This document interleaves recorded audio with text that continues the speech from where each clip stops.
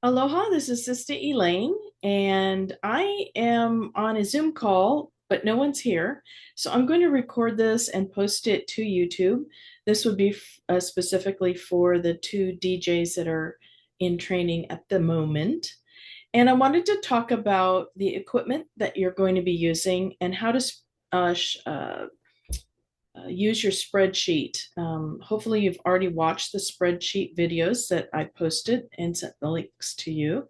So let's look at some of the equipment that you should be purchasing for your recording studio.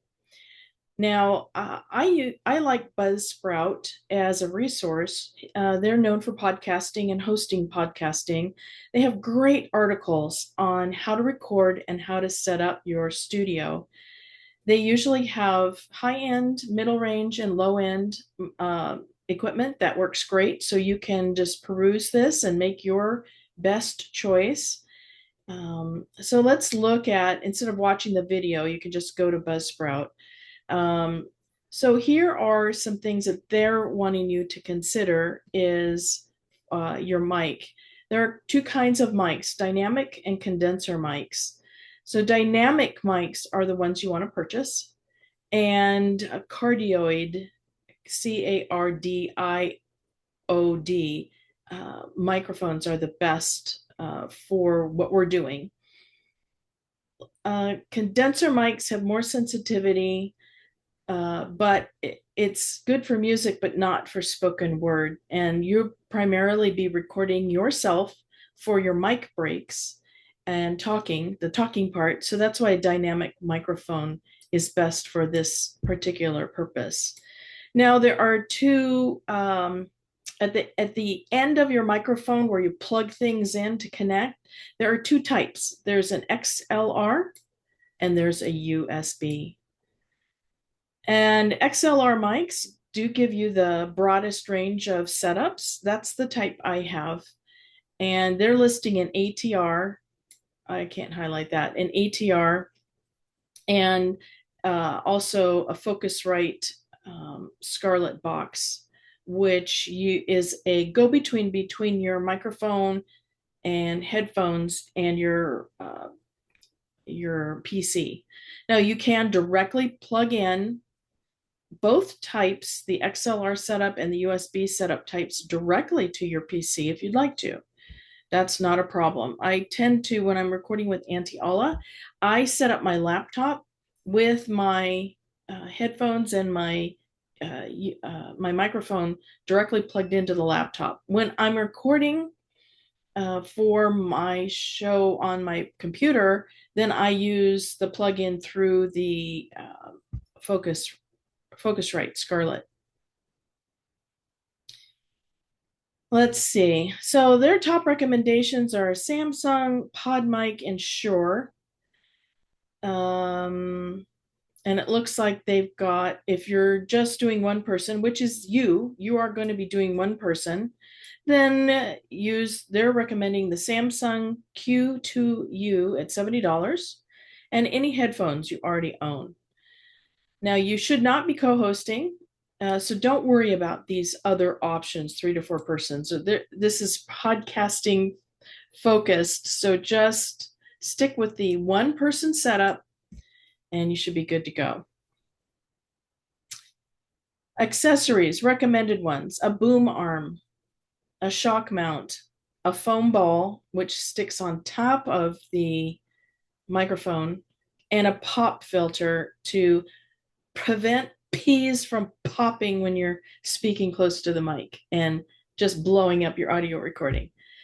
These are very inexpensive, the foam ball and pop filter. Foam balls usually come with the microphone, so you may not have to purchase it separately. A boom arm and or a shock mount are things to isolate the microphone from any movement. Like if you hit your desk or whatever surface you've got your mic on, then it isolates it from the vibration of you hitting that microphone.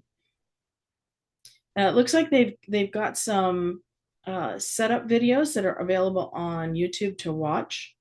And choosing software, I talked a little bit about this in some of the videos I posted on YouTube for you to watch. I use Audacity. It's open source, it's free to all. They make frequent updates. It's once you get into it, it's fairly user friendly. The other option is Audition, which is available through Bellevue Colleges. And once you get on board with KBCS, you can use it for free. If you do remote interviews, and this is how I record Auntie Alla, she stays at her house in Everett, and I'm at my house here in Bothell. You'll need software. So I don't purchase any software. Looks like these are purchase type things. Absolutely do not recommend Zoom. Zoom has such poor audio quality and video quality. I really, yes, people use it, but I don't recommend it. And they absolutely don't recommend Skype. So no Skype calls. Oh, I forgot about GarageBand. GarageBand is for Mac users, and that comes free with your Mac. Audacity is the one that I use. It says moderate difficulty. That is true. There is a learning curve, and I'm here to help you with that.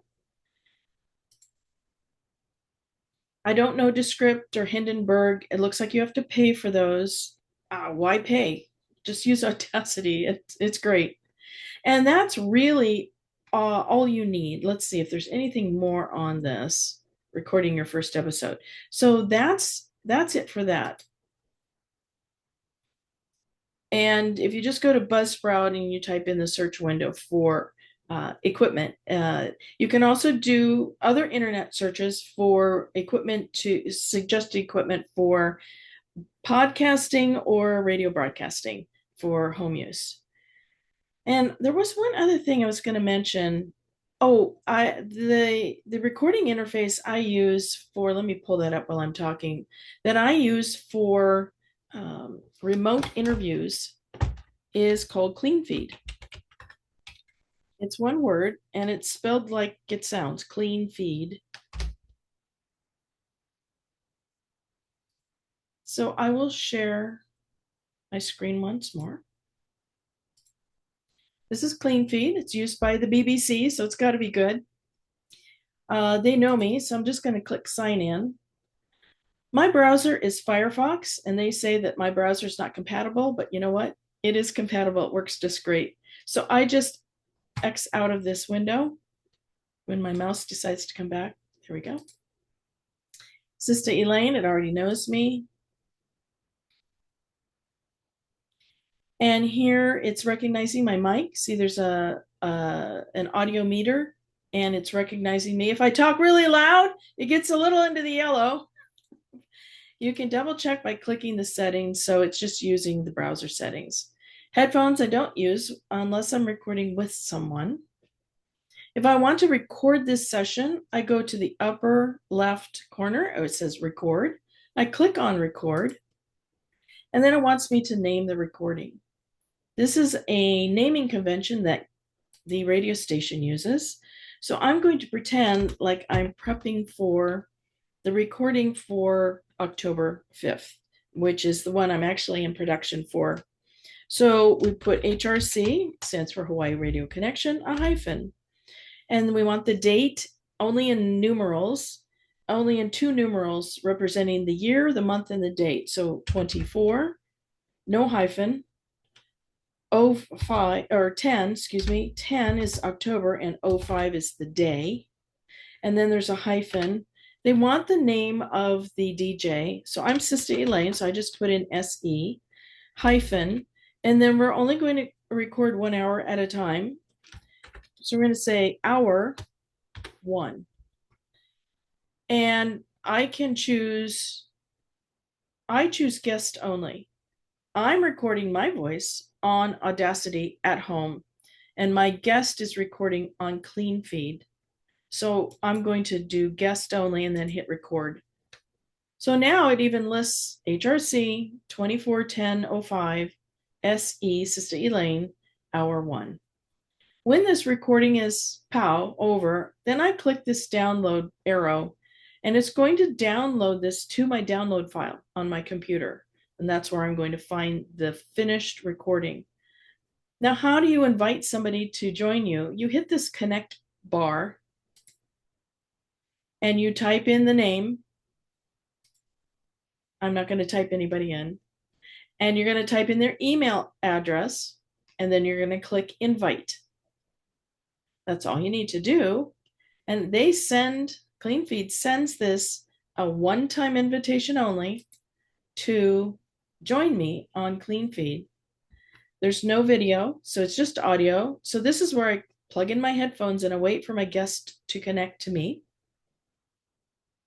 Once they do, I'm already recording here. This is already on and ready to go. It just won't record until my guest is on. And I'm recording on Audacity. So this is great. So this is the way to use remote recording. So when it comes time for you to join me as a co-host while you're practicing your skills as a radio broadcaster, then we will be using this very connection. I will be sending you the link and we will connect and make the recording. And then we'll clear out the recording and you will use Cleanfeed to invite me and we will record again, just so you get the practice to do that. That's enough for that. Now, did you get a chance to set up your spreadsheet? I hope so. And while I'm talking, I'm going to be clearing out Cleanfeed. We don't need the Cleanfeed any longer. So I'm going to pull up my spreadsheet that I use with Auntie Alla. And you will have seen this on the YouTube videos I posted. So this is the show for October 5th that's coming up in a week and a bit. This is Auntie Alla's hour, the first hour, and these are her song choices. You'll notice I have 2 in pink, and those are those are bonus tracks.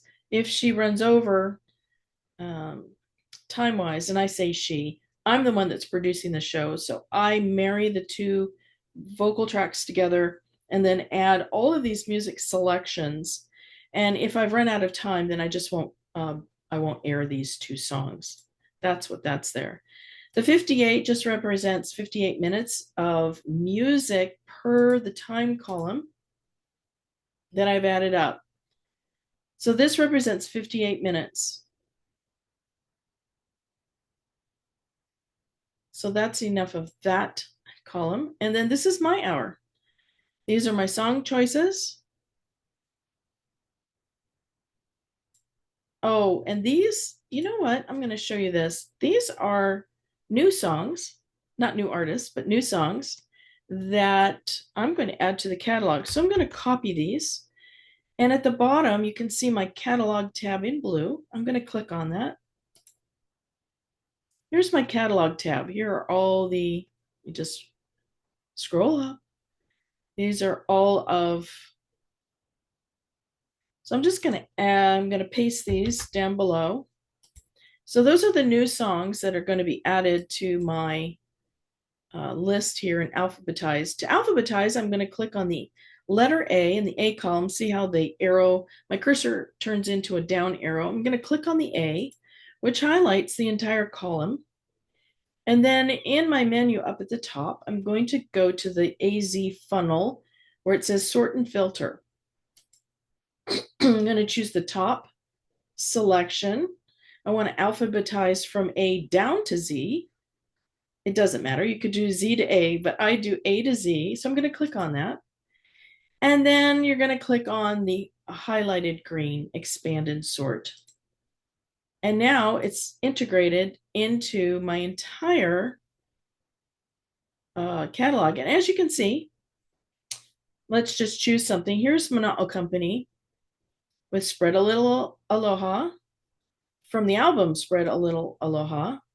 The length of the music track and the label. So Dan Paw Productions produced this album in 2001.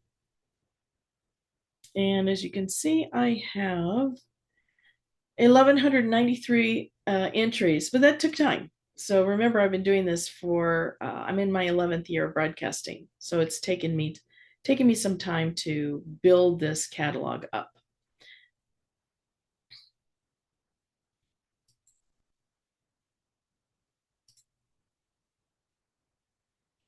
So there we have it. There is your spreadsheet. What you should have done is created a spreadsheet with these 6 columns: artist, song, album, time, label, and year. And you're going to build 1 hour of a show. And then if you're running a second hour, or maybe you're working with one of the other new DJs, and maybe they're going to do the second hour and they're going to build their show in the second hour. You should create a tab at the bottom for each day that you're going to be broadcasting. So this one's for October 5th. So I have a tab that's labeled October 5th. For the November 2nd show, I've got this ready to go, but it's all italicized. This is my way of telling myself that I have not worked on this playlist at all. This playlist needs help. Neither Auntie Alla nor myself have entered any musical selections in here, but it's ready to go. I've got the template set up, and I've got my columns, my artist, song, album, interesting, album, time, label, and year here.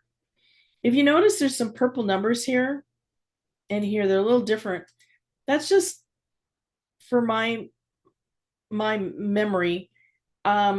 The 1 represents an opening song, 1 song, and the 2 represents 2 songs, and the 3 represents 3 songs. This is how Auntie Alla likes to have her. And then 4 songs, 4 songs ending with 2 songs. That's what the 1, 2, 3, 4, 4, 2 mean.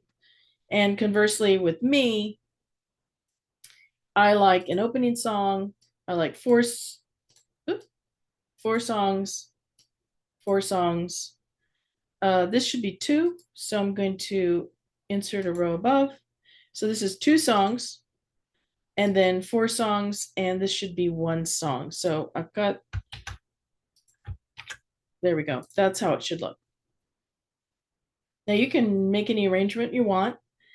The minimum is 1 song between mic breaks, and the maximum should really be 4. You really shouldn't be having 5 songs in a mic break, particularly because the radio station wants to hear you call out the station ID every so many minutes.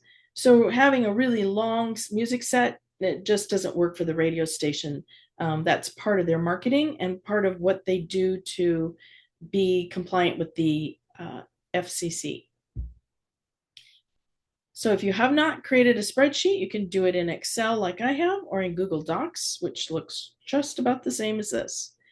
And we're going to talk next about hit this. So really what I forgot was to look at the videos that I sent you and discuss what the next thing is. So we talked about the spreadsheet. In the video, I mentioned choosing music selections to enter into your spreadsheet. And I talked a little bit about choosing a music theme. So let's talk about music themes a little bit. That's a video on YouTube that's available for you to watch. And I think the best way to talk about a music theme is to discuss what is happening in Hawaii, because it's all about Hawaii, and bringing Hawaiian hospitality and aloha and whatever else you can think to our Pacific Northwest audience. So I look at holidays that are different or celebrated different than we do here on the mainland. I guess we call it the continent now. And if there are any particular seasonal things, if there is competition, are there food festivals going on? Are people in concert over there? Are there surfing events? how you can how you can relate that to your audience here and the music that you're going to be selecting. Maybe you're going to talk about a historical event that happened over time, and to educate your audience and let them know a little bit more about the culture of Hawaii in a deeper way than you would if you flew over there and went on a tour, for example. So if you have personal experiences in Hawaii, then share those. The audience loves to hear personal stories. And if you can weave that around your music, fine. If you can't, that's fine too. Just tell a story. Christmas stories are really good, and any personal story, beach stories, food stories, party stories, those are all great. Other themes could be geographical. Maybe there's an island you want to focus on. And so you're going to maybe take them on a musical tour around the island. Perhaps you're doing a flower themed show like May Day, but it doesn't have to be May Day, is Lei Day in Hawaii. You can like now is the season of makahiki, which is the harvest season, and fighting is pow. You can't fight during a harvest season. um, so you know, there's all kinds of themes that you can create to make a music set. So maybe a set of 3 to 4 songs, or you could have your whole hour be one theme. And then maybe your 2 hour show is one thing, but that's kind of stretching it. It's a little hard to do unless it's a music genre like slack key for me, or Jawaiian, or whatever else. Maybe you like piano music, Hawaiian piano music, and so your whole show is mostly Hawaiian piano music. Whatever you think your community here wants to listen to and will tune in and support KBCS is where you want to go with radio broadcasting. Now let's change the subject and talk about vocal quality. When you're speaking on the mic, I don't know if you noticed, but I'm smiling. So when you're talking like this, you can actually hear the sound of your voice change. So now I'm not smiling, I'm talking, I sound animated, but I'm a little dull, a little down. But if you smile, there's something about the muscles around your face and your vocal cords change, and your voice lightens. When you're recording for radio, you need to smile. KBCS will go over this with you as well when they are training you. So smiling changes how your voice sounds. Another aspect of your voice is how you sound to yourself. I would say that 90 to 95% of people do not like to hear themselves speak, meaning you record them, play it back to them, and they're like, I can't sound like that. Oh, that's terrible. And then 5 to 10% of people are like me, and it sounds fine. It's not a problem. But most people, when I was in broadcasting school, most people did not like their recorded voice. And you have to make recordings as part of your coursework. One of the reasons why is because as you are speaking, you are hearing your voice not just as you speak it out, but you're hearing it inside the bones in your ears and inside the nasal cavities where your sound is reverberating in your nasal cavities and in your mouth. So you're hearing something different than the person you're speaking to hears. And that's why a lot of people are uncomfortable when they hear their own voice. So realize that if you don't like to hear your recorded voice, don't worry. We still think you sound great. It's just you that's hearing yourself differently than when you're hearing it in your head. Okay, smiling. Don't worry about if you don't like the sound of your recorded voice. Make sure you smile. That will help, and get feedback from other people. Let's talk about sibilant S's sounds. So try not to with your S sounds. That comes across negatively as you're on air. And then P's for popping and clicking. So if you tend to click with your tongue like that, that's not good.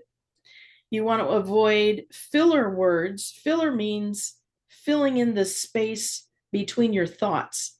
When you're thinking, we often say, ooh, ah.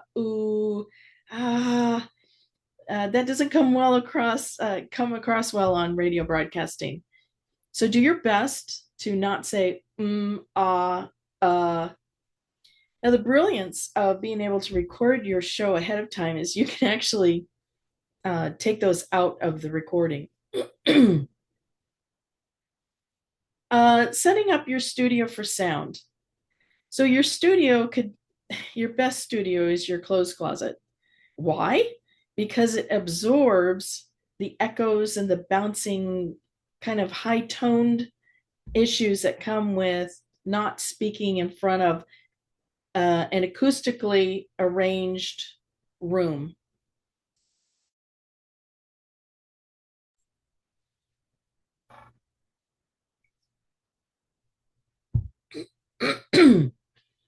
If you can't record in a closet or sit in the doorway uh, into your closet to have the clothes absorb your sound, then you need to hang padded, a quilt, a thick blanket in front of you so that that's absorbing your sound. I don't care about what's behind you or what's above you, although that can make a difference. But for now, try to record in your clothes closet. You'll find that advice on podcasting sites, on Buzzsprout. Do an internet search and you'll see that that is a recommendation. I do the same. I record in my clothes closet, unless like right now I'm in my office recording on Zoom. But to record my show on Audacity, I use my clothes closet.